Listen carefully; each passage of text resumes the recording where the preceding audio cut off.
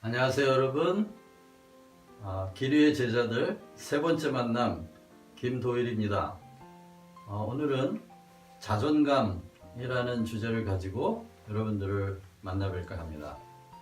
그리고 이 자존감에 관한 그 이야기의 전체 줄거리를 그 불편한 동행 이렇게 잡아봤습니다. 최근에 자존감에 대한 관심이 높아지는데요. 그 관심 증대의 배경을 한번 살펴본다면 첫 번째 긍정심리학이라고 말할 수 있습니다. 이 긍정심리학은 현대사회의 사회인들이 너무나 행복감을 느끼지 못하고 있기 때문에 그 일반인들의 행복을 증진해보자 하는 차원에서 시작된 심리학이라고 합니다. 근데 이 긍정심리학은 일반 심리학이 정상과 비정상으로 증상을 나누죠. 그런데 이 정상과 비정상으로 이렇게 나누니까 그 사이에 권력이 발생합니다. 정상이 비정상인 사람들을 통제하고 조율하는. 그래서 이런 이상한 현상이 일어나는데요. 정신병원이 수용소로 변합니다. 그러다 보니까 그렇지 않아도 이 사회 물질주의 때문에 인간의 행복이 점점 떨어지고 있는데 이렇게 정상과 비정상으로 나누어서 정신병원이 수용소가 되니까 수용소에 들어가면 어떻게 됩니까? 의사나 간호사는 지배자가 되고 환자는 피지배자가 돼서 이런 권력 구조가 생긴다는 거죠. 그래서 엎친 데 덮친 격으로 행복감은 점점 떨어지게 될 수밖에 없는 겁니다. 그렇기 때문에 정상과 비정상 이렇게 나누지 말자. 그리고 그 사이에 권력 구조도 생기지 않게 하면 정신병원이 수용소가 되는 현상은 없지 않겠느냐 하는 겁니다. 그런 의미에서 긍정심리학이 지금 현대 심리학의 주를 이루고 있는 것은 참 좋은 일이라고 할 수 있겠습니다. 그러면 이 자존감이 무엇인가 하는 것을 좀 그 구체적인 얼개를 한번 볼까 하는데, 자존감은 우선 자기 존재감이 사랑받을 만하고 또 사랑할 만한 능력을 갖춘 그런 존재자 하는 주관적인 느낌인데요. 그 안에는 가치감, 자기 가치감, 그리고 자기 효능감이라고 하는 요소가 들어 있습니다. 그런데 이것은 객관적인 평가가 아니고 주관적인 느낌으로서 가치감이라는 것은 자기 존재의 자리와 명분에 대한 신념입니다. 그리고 효능감은 문제 해결 능력에 대한 신념이 있는 겁니다. 난 뭐든지 할 수 있어, 그런 거죠. 그런데 이 모든 것들은 다 주관적인 믿음이어서 이게 주관적인 믿음이긴 합니다만은 그 사람의 정체성의 토양이 됩니다. 그래서 어떤 자존감을 가지고 있느냐에 따라서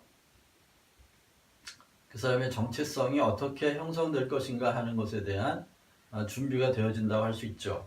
그래서 건강한 자존감은 행복감의 원천이다, 이렇게 말할 수 있습니다.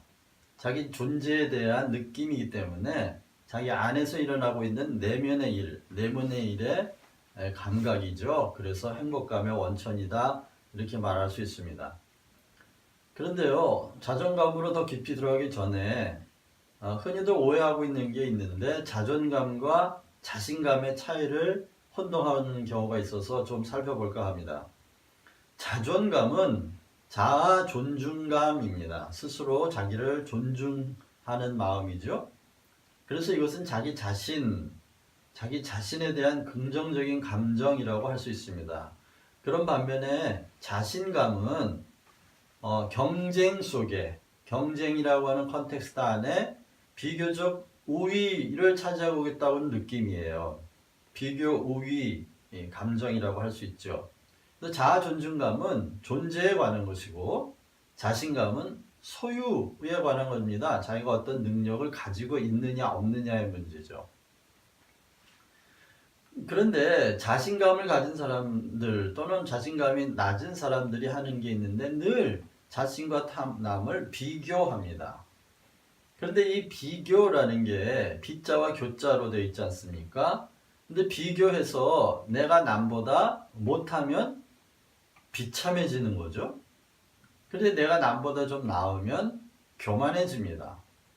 그래서 이 자신감을 가지고 자존감을 대신하려고 하는 그런 성향이 있는데, 자존감과 자신감은 이렇게 교체할 수 있는 성질이 아닙니다. 전혀 다른 거죠. 그렇기 때문에 내가 누구냐 하는 이 정체성은 어떻게 형성되는가 하면 DNA 플러스 자존감이다, 이렇게 말씀드렸는데, DNA는 우리가 선천적으로 부모에게 받은 것이죠. 선천적으로 타고난 것들입니다. 타고난 것들의 이 자존감이 더해지면 그 사람의 정체성이 만들어지기 쉽습니다. 이렇게 해서 다 만들어지는 거죠. 그런데 이 정체성은 바로 내가 누구냐 하는 것, who I am에 대한 이해라고 말할 수 있습니다. 그런데 이 자기 이해가 타자 이해로 이어지고, 타자 이해는 세상 이해로 이어집니다. 그래서 정체성은 결국 도덕성의 토양이 된다, 이렇게 말할 수 있는 거죠. 그래서 이 자존감이라는 것이 굉장히 중요한 겁니다. 그러면 자존감과 정체성이 도덕성의 토양이라고 했는데, 그림으로 보면 이렇게 되죠. 정체성이라는 토양 위에 덕이라고 하는 씨앗들, 덕의 씨앗들, 덕목들의 씨앗들인데, 이게 심겨져서 자라게 되면 이렇게 도덕성이라는 인격이 꽃으로 또는 열매로, 나무로 이렇게 꽃 피운다고 할 수 있겠습니다. 그런데요, 이 자존감을 이해하기 위해서는 심리학에 나오는 애착이론, attachment theory라고 하는 이 이론을 주목해 볼 필요가 있습니다. 왜냐하면 이 자존감 형성 과정이 애착이론에서 말하는 그 이론과 굉장히 유사하기 때문이죠. 먼저 이 애착이론은 2차 세계대전 이후에 생겨난 수많은 불황하죠.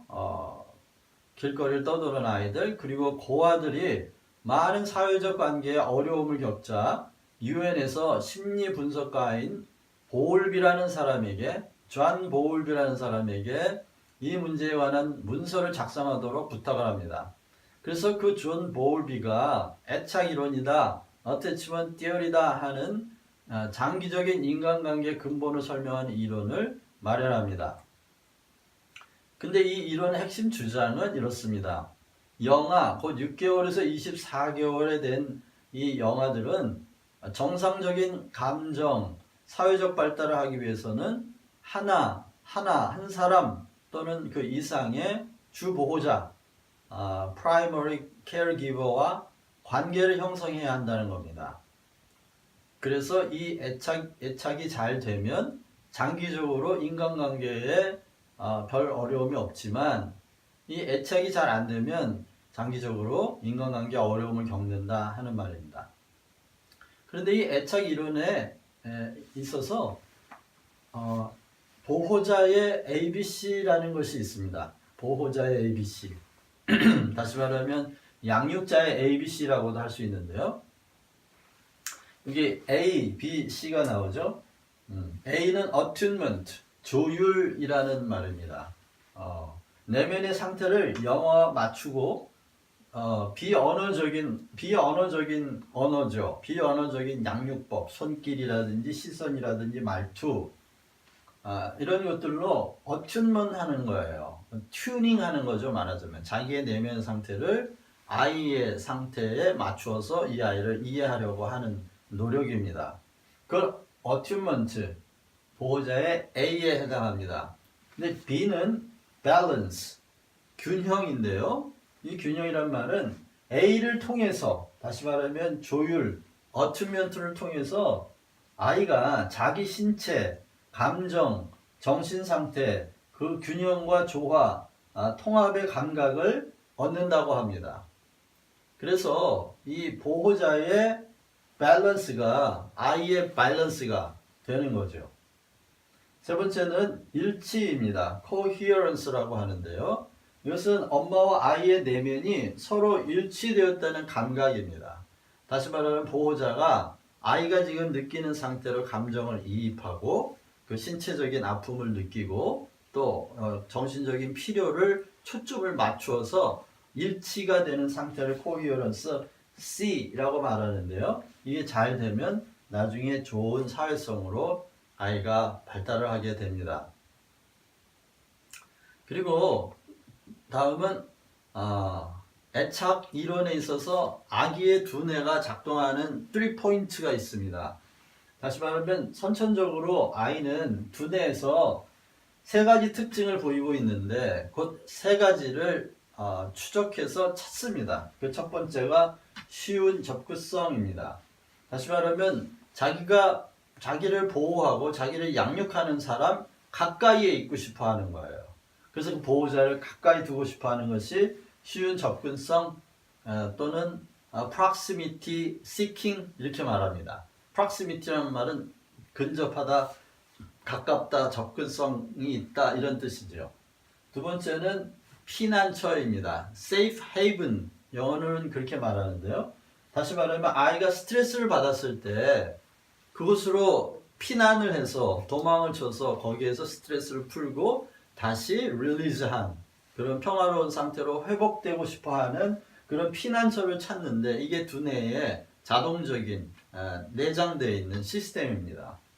그래서 내면의 행복감을 거기서 다시 회복하는 거죠.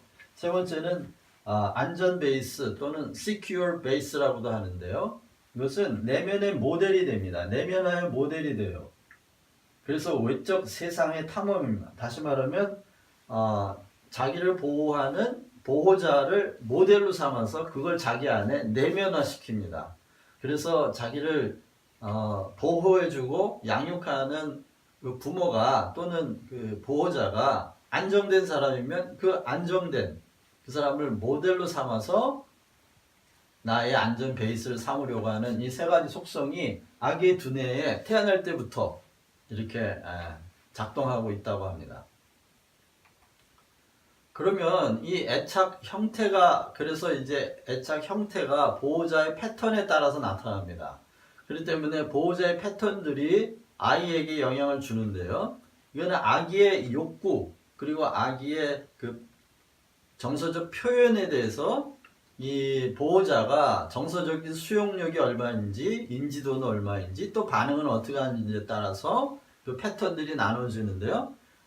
이런 형식으로 나옵니다. 패턴은 안전애착, 또 회피 불안애착, 양가적 불안애착, 무질서 애착. 오늘 별로 재미없는 내용들이 계속 나옵니다만은 한번 들어두시면 도움이 됩니다.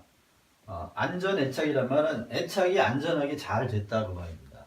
그런데 그런 애착은 어떤 보호자에게서 나오냐면 보호자의 손길과 시선과 말투의 패턴이 충분하고 즉각적이고 따뜻하다 라고 썼는데 예를 들면 이거예요. 어린아이가 지금 막 웁니다.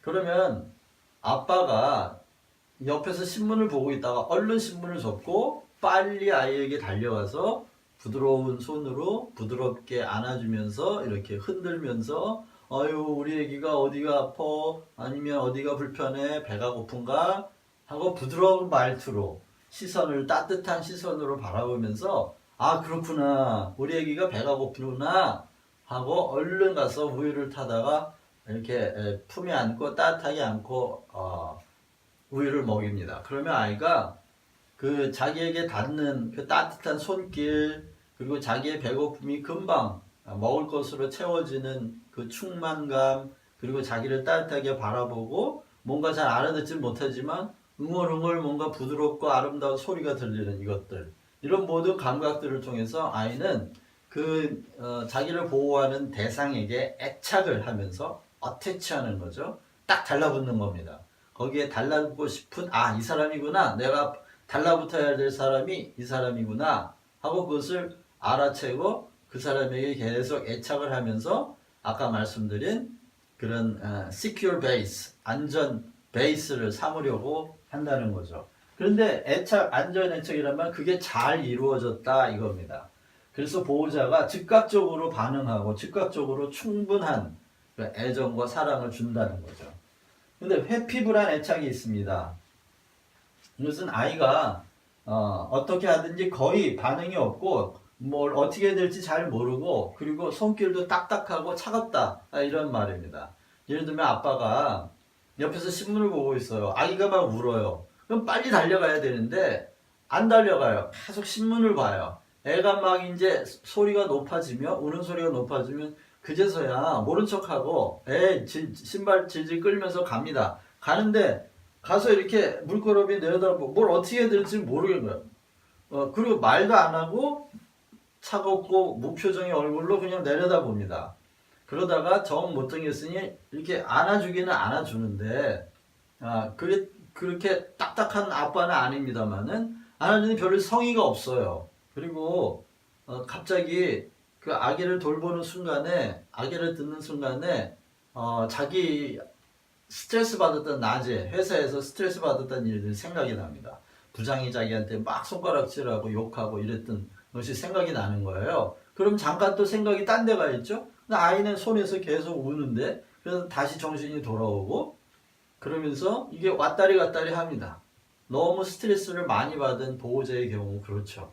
그래서 삶의 기력이 없을 때 아이를 기르게 되면 그런 일이 있을 수 있습니다. 그러면 이 아이는 어떻게 생각을 하냐면 자기가 아무리 반응을 올려도 별로 반응이 없어요. 아빠의 반응이 너무 차가워요. 뭘 어떻게 해야 될지도 몰라요. 그러니까 아이는 자기의 느낌에 대해서도 또 누구에게 애착을 해야 되는지도 전혀 모르는 상태예요. 그런데 이런 아이는요, 이제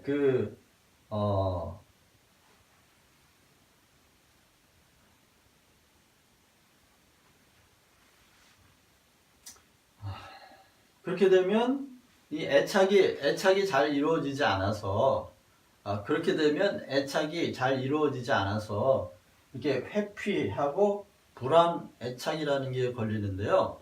다시 말하면 늘 아이가 불안해합니다. 그래서 불신이 생기게 돼요.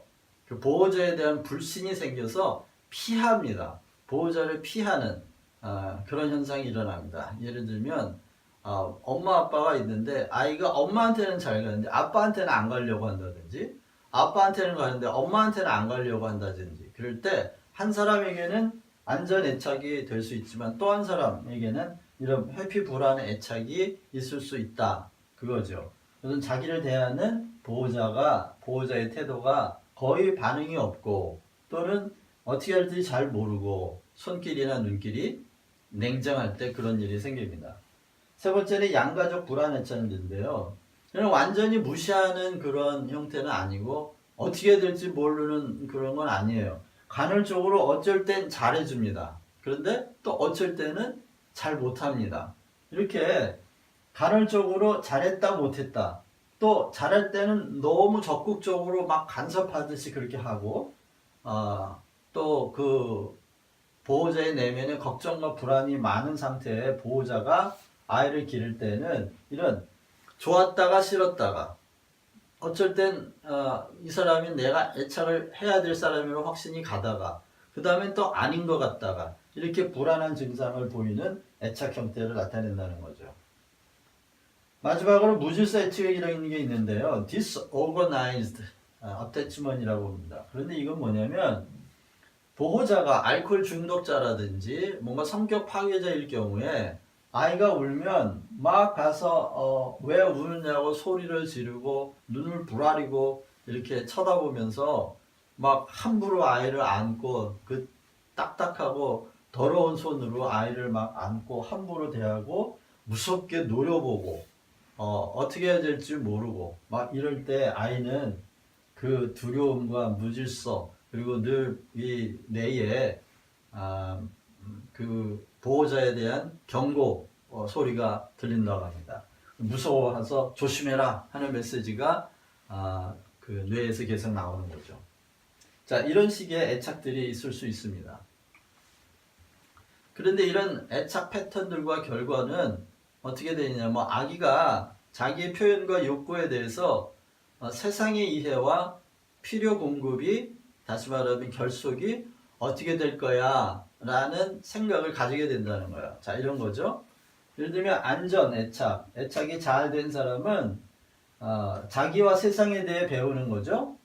자기 자신에 대한 확신이 있어요. 자기가 뭘 요구하고 자기가 어떻게 무엇을 표현하고 있는지에 대한 확신이 있으니까 세상에 대해서도 긍정적으로 모험하자. 내가 가서 소통을 하면 분명히 나는 이해받고 내가 필요한 걸 얻을 수 있을 거야 라는 세상에 대한 관점이 생겨서 긍정적으로 모험하자 이렇게 말하죠. 생각하고. 그러나 회피 불안 애착은 세상에 대한 불신이 생깁니다. 부정적인 생각이 들려요. 소통받지 못했고 필요 공급을 제대로 받지 못했기 때문에 세상은 무서워.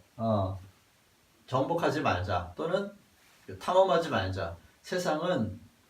세상에 대한 부정적인 생각이 들어서 세상을 탐험하려고 하지 않습니다. 하지마. 이렇게 내면에서 이야기를 하죠. 양가적 불안애차는 모든 게 불확실합니다. 반신반의합니다. 세상에 나가는 게 좋을까 싫을까, 세상을 탐험하는 게 좋을까 싫을까 확신이 안 섭니다. 글쎄 이렇게 반응하죠. 무질서 애착은 굉장히 혼란스럽습니다. 자기 내면에 있는 상태도 혼란스럽고 세상에 대해서도 단절감과 공포를 느끼고요. 무서워서 숨어 있거나 아니면 파괴해버려, 모든 걸 다 부셔버려 하고 저항하고 반응하고 전투적인 아이로 변하는 거죠. 그 다음에는 애착했던과 자존감의 연관성이 있습니다. 내면의 웰빙 감각과 가치감과 효능감이라고 썼는데요. 웰빙 감각은 애착 패턴에서 나오는 거고요. 가치감과 효용감은 자존감의 두 속성입니다. 이 둘이 연관성이 있습니다. 그런데 이게 웰빙 감각이 뭔지 먼저 알아보고 갔으면 좋겠는데요. well, being이잖아요. well은 좋은, 잘 이렇게 해석이 되고 being은 존재 명사이거나 또는 상태 동사입니다. 근데 이 두 경우에 명사로 쓰이는 well-being은 좋은 존재다. 나는 괜찮은 존재야. 사랑받을 만한 존재야. 이렇게 느끼지만 동사였을 때에는 동사의 well-being은 좋은 상태, feel good, I'm good 그런 뜻입니다. 나 지금 좋아, 행복해 라는 감각이라는 거죠. 그런데 이런 well-being 감각이 왜 중요하냐면 이 well-being 감각이 곧 good life에 대한 감각입니다. 좋은 삶이라는 게 어떤 걸까 하는 것에 대한 감각이 있다는 거죠. 이게 생긴다는 겁니다. 그런데 웰빙 감각이 없으면 good life에 대한 감각이 없어서 넌 어떻게 사는 게 좋은 삶이야? 물어볼 때 잘 모른다는 거죠. 한참 생각해야 하고 아니면 인위적으로 만들 수밖에 없다는 겁니다. 그래서 다시 애착 패턴과 자존감의 그 연관성으로 다시 돌아오면 이렇습니다. 웰빙에 대한 확신이 생기면 가치감과 효용감에 대한 확신도 생긴다는 거죠. 웰빙에 대한 불신이 있으면 결국 가치감과 효용감에 대한 불신. 그래서 이런 애착 패턴과 자존감은 굉장히 깊은 연관성이 있다는 말입니다. 양가적 불안애착은 역시 자기 자신에 대한 불확실성이 있기 때문에 세상에 대한 불확실성, 또 무질서 애착은 그 웰빙의 혼란이 오니까 결국 세상에 대한 혼란이 올 수밖에 없다는 거죠. 그 다음은 낮은 자존감 그리고 그 불편한 동행입니다. 처음에 제목을 그 불편한 동행으로 잡았죠. 사실은 낮은 자존감 때문에 그렇습니다. 왜냐면 우리가 건강한 가정에서 건강한 자존감을 가지고 성장한 사람들이 사실 주변에 많지 않습니다. 저도 one of them인데요. 그래서 이 낮은 자존감을 가지고 살아간다는 건 세상에서 굉장히 불편한 짐을 하나 지고 가는 것처럼 불편한 동행이 될 수 있기 때문입니다. 그러나 우리 그리스도인들에게 길이 있습니다. 그래서 그 낮은 자존감을 가지고 어떻게 살아야 하는가 하는 문제를 좀 이야기해 보려고 합니다. 만일 여러분이 그 건강한 자존감을 가지고 있다면 그건 아주 좋은 일입니다만 만약에 one of them이시라면 낮은 자존감에 속한 분이라면 한번 들어두십시오. 애착의 아기가 애착 이론에서 아기가 두뇌작용에 3포인트가 있다고 말씀드렸죠. 근데 그리스도인의 자존감에도 3포인트가 있습니다. 그리고 애착의 보호자에 ABC가 있다고 말했는데 그리스도의 ABC를 생각해 보면 됩니다. 자, 먼저 3포인트는 금방 살펴보면 이것입니다. 쉬운 접근성을 찾는다고 그랬어요. 피난처를 찾는다고 그랬어요. 그리고 안전한 베이스를 찾는다고 그랬습니다. 그런데 그리스도인의 자존감 3포인트는 이렇게 말할 수 있죠. 쉬운 접근성은 곧 그리스도 안에 임마누엘입니다. 임마누엘은 무슨 뜻입니까? 내가 너와 함께 한다 하는 말씀이잖아요. 얼마나 접근이 쉽습니까? 우리 안에 계시니까, 또 우리 주변에 계시고 나와 함께 계시니까 접근성이 확실하게 보장된 거죠. 두 번째, 피난처인데 피난처는 스트레스 받았을 때 회복되는 거 아닙니까? 위로의 하나님이시면서 주빌리, 곧 주빌리가 뭐죠? 희년이죠. 희년을 선포하고 희년을 완성하는 것이 복음의 목적인데, 바로 그래서 모든 것이 회복되는 희년 되시는 우리 주님이십니다. 그리스도 안에 있다면 희년 안에 들어가는 것이고, 자유의 해, 그리고 자유의 해 안에 들어가 있는 거죠. 안전 베이스, 그것은 십자가 부활입니다. 나의 모든 어그러진 것들이 다 십자가 안에서 죽었고, 그리스도와 함께 죽었고, 그리스도와 함께 새 피조물로 부활했다고 하는 것이 그리스도의 자존감을 형성할 수 있는 세 가지 포인트라고 할 수 있습니다.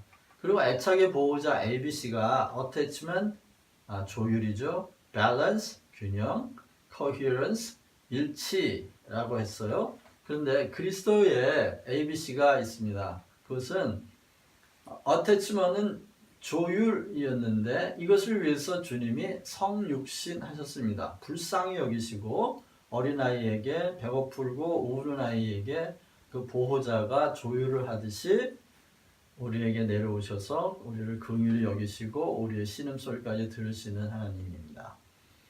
두 번째 균형, 밸런스였는데요. 그것은 긍휼히 여기시는 성육신을 통해서 우리 안에 웰빙 감각입니다. 다시 말하면 내가 비록 이 세상에서 마음이 가난하고 애통하고 또 목마르지만 초월적인 하나님이 내게 찾아오셔서 초월적인 약속 속에는 모든 걸 다 누리고 가질 수 있다고 하는 그런 웰빙, 좋은 존재이며 하나님의 자녀로서 의로운 존재이며 또 하나님 나라를 상속할 수 있는 행복한 사람이라는 것, 그런 감각이 우리 안에 생기는 거죠. 세 번째 일치는 그리스도가 이제 내 안에 사십니다. 성령을 통해 우리 안에 들어오시고, 그리고 세상에 하나님의 나라가 왔다, 우리가 사는 삶 속에 이미 하나님의 나라가 왔다고 하는 그런 일치감이 바로 그리스도의 ABC로서 우리의 자존감 형성에 중요한 몫을 차지한다고 할 수 있습니다.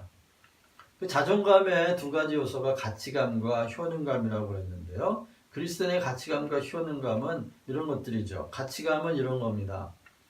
나는 하나님 나라의 자녀이고 또 하나님 나라의 상속자다. 그리고 나는 하나님과 함께 예수 그리스도 안에서 하늘 보좌에 함께 앉아있다 라는 겁니다. 다시 말하면 자기 명분과 자리에 대한 확신이 있는 거죠. 효능감은 내게 능력 주시는 자 안에서 무엇이든지 할 수 있다. 그리고 너희가 내 이름으로 기도하면 내가 무엇이든 시행하리라 하는 그리스도의 약속이 있습니다. 그것이 우리의 가치감과 효능감이라고 할 수 있겠죠. 그래서 예수 안에 있는 그리스도인의 자존감은 로마서 14장 17절 말씀에서 추적해 볼 수가 있는데요. 그것은 첫째, 자기 존재에 관한, 다시 말하면 나는 삶의 주체요, 또 사랑받는 대상으로 정당하다 하는 것입니다.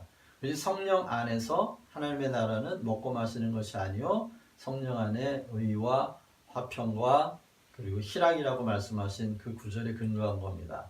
첫 번째, 의롭다 하는 것은 자기가 주체와 대상으로 사랑받을 만한 정당성이 있다, 의를 말합니다. 두 번째, 자기 욕구, 곧 나의 필요는 결국 궁극적으로 하나님에 의해 공급될 것이다 하는 겁니다. 그래서 평강이 오는 거죠. 그리고 자기 표현입니다. 나의 행동은 나의 모든 표현일 수 있는데 그 행동은 결국 하나님에 의하여 궁극적인 소통을 이루어지게 될 것이다. 그래서 기쁨입니다. 희년의 기쁨도 바로 그 기쁨이죠. 모든 것이 회복되고 소통될 거라는 겁니다. 존재와 욕구 그리고 나의 표현 이것들에 대한 긍정적인 감각이 바로 그리스도 안에서의 자존감이라고 할 수 있습니다. 그러나 문제는 이겁니다. 내 안에 자존감들이 공존합니다. 다시 말하면 감각적 자존감이 있습니다. 하나님을 알지 못할 때 이미 어렸을 때 형성돼 버린 자존감이죠. 그런데 이 자존감이 영적인 자존감을 갖는다고 해서 사라지지 않습니다. 영적인 자존감은 하나님의 자녀로 거듭나고 하나님 나라의 상속자로 삶이 언약 안에서 보장되는 것에 대한 자존감이죠. 그런데 이 두 자존감은 완전히 다를 수도 있고 비슷할 수도 있습니다. 이것이 우리 안에 공존하고 있다는 거예요. 어쩌면 낮은 자존감들이 가지고 있는 생각은 이렇습니다. 나의 존재, 욕구, 표현은 정당하게 대우받지 못해. 소통이 안 될 거야. 채워지지 않을 거야. 이런 신념이, 부정적인 신념이 있을 수 있죠. 근데 영적 자존감은 그렇지 않습니다. 나의 존재와 욕구와 표현은 결국 정당하게 대우받고 채워지고 소통되고 이해받을 것이다 라는 게 영적 자존감이라고 할 수 있죠. 근데 이 두 가지가 항상 공존하기 때문에 불편한 동행이 될 수 있습니다. 바울도 성령의 소욕과 육체의 소욕에 대해서 이야기하죠. 그렇게 두 소욕이 불편하게 동행하는 상황에 우리가 있다고 하는 것입니다. 그렇기 때문에 우리가 이런 낮은 자존감을 갖고 불편한 동행을 할 수 있습니다. 감각적 자존감은 낮지만 또 영적 자존감은 높을 수 있습니다. 그래서 영적 감수성을 가지고 이 감각적 자존감과 영적 자존감이 잘 공존할 수 있도록 동행하게 하는 것이 중요하겠다고 하겠습니다. 영적 감수성이란 자신을 성찰하고 또 자신과 하나님의 관계, 세상과의 관계, 이웃과의 관계를 통찰하고 그리고 하나님의 전지적인 눈으로 자기 삶 전체를 들여다보는 일들을 하는 것을 말하는데요. 첫 번째로는 자기의 자존감, 만약에 여러분의 자존감이 낮다면 낮은 자존감을 자기의 연약함으로 이해해야 합니다.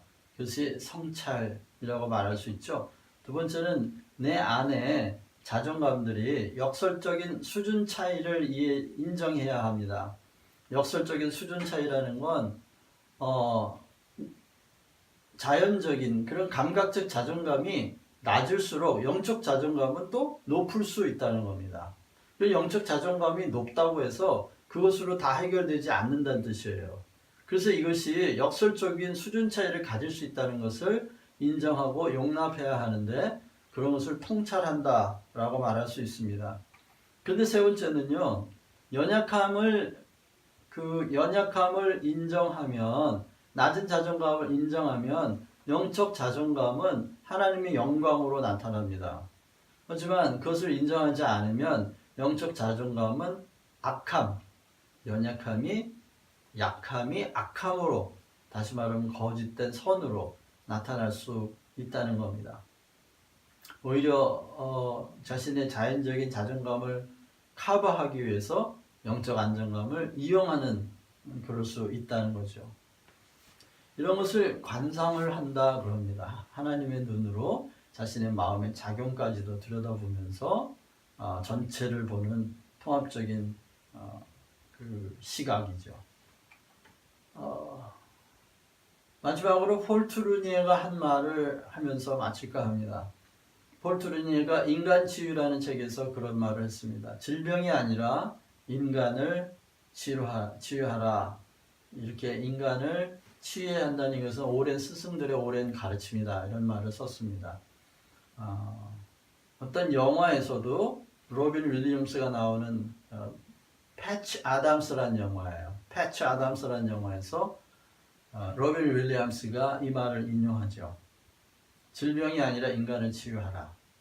다시 말하면 낮은 자존감을 높은 자존감으로 높이기 위한 그런 시조보다는 이미 낮은 자존감을 가지고 있으나 인간은 그 자존감보다 훨씬 큰 존재이므로 영적 자존감을 가지고 균형을 맞추면서 그 인간 자체를 사랑하시는 하나님과 함께 인간을 치유하는, 인간을 회복하는 일에 더 힘을 써야 한다 그 말이죠. 예, 오늘 기류의 제자들 세 번째 만남 자존감이라는 주제를 가지고 오늘 이야기했습니다. 그리고 그 불편한 동의라는 제목을 가졌는데 여러분 어떠셨습니까? 여러 가지 생각이 많이 드시지요. 오셔서 같이 참여하시고 동참해 주시면 좋은 시간 될 줄로 믿습니다. 감사합니다.